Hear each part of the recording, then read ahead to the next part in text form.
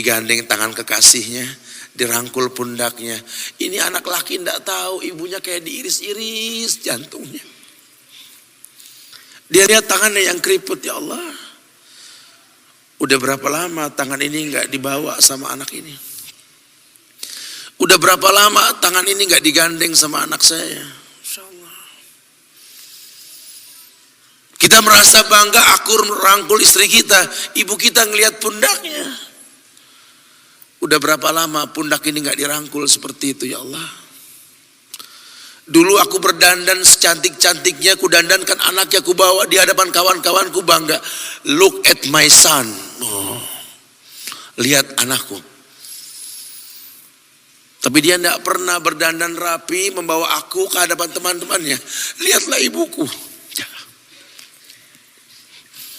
Ibunya sudah kebayang, ya Allah, ini anak bakal minta nikah sebentar lagi.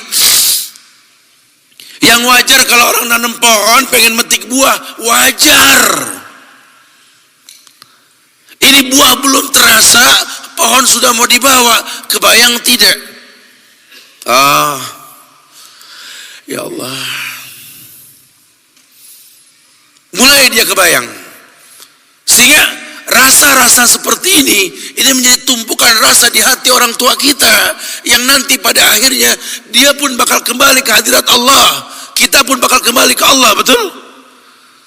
Sementara yang namanya kemuliaan datang dengan cara sabab yang benar. Ridallah fi ridal walidain wa sukhtullah fi sukhtil walidain. Ridanya Allah ada di ridha orang tua, murkanya pun sama.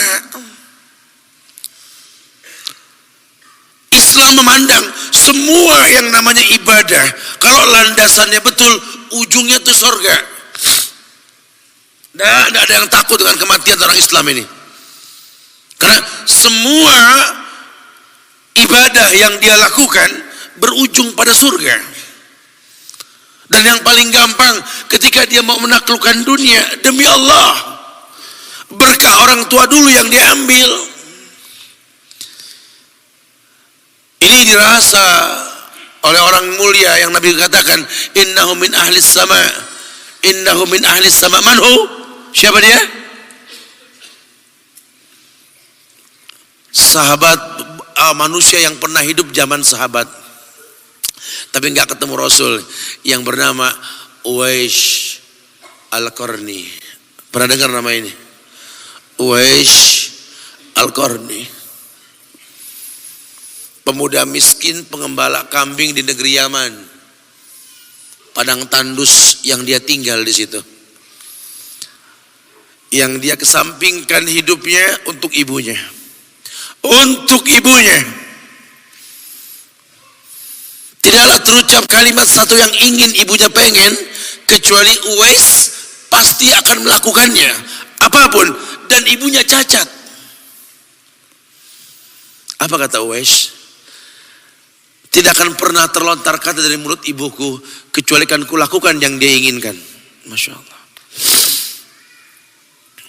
Kalau kita mau bicara ini nih, karena kita mau bicara maut yang orang tua kita, entah mungkin kapan.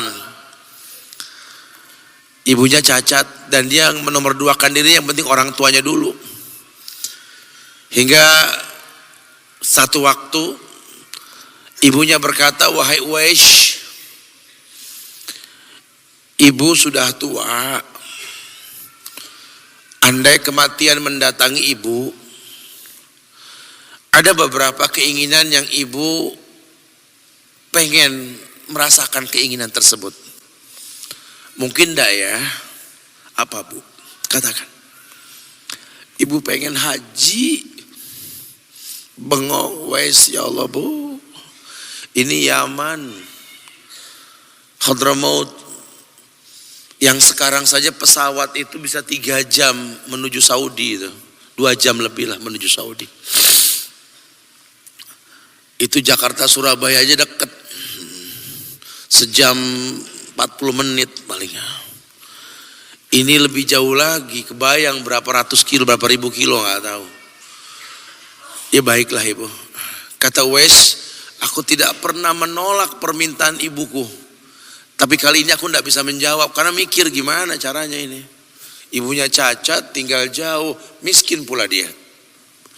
Apalagi dia seorang pemuda yang punya penyakit sopak. Ada tanda-tanda putih di bagian badan itu kayak pano besar gitu tuh. Udahlah, terserah gimana nantilah. Yang penting ini nomor satu dalam hidup ini. Dia beli seekor anak sapi. Digendong tiap hari itu sapi sama si Uwais menuju puncak gunung. Turun lagi. Gendong ke atas, turun lagi tiap hari. Sampai orang bilang, Uwais gila no. Orang sapi dipiara, dia digendong. No Uwais no. Tiap hari naik gunung yang tinggi. Sampai nggak berasa, dikatakan 8 bulan dia lakukan itu. Sehingga terbentuklah fisiknya yang bagus karena olahraga tiap hari. Bawa itu sapi. Dan sapi itu makin berat. Dalam hikayat dikatakan sampai di atas 100 kilo itu sapi. 8 bulan.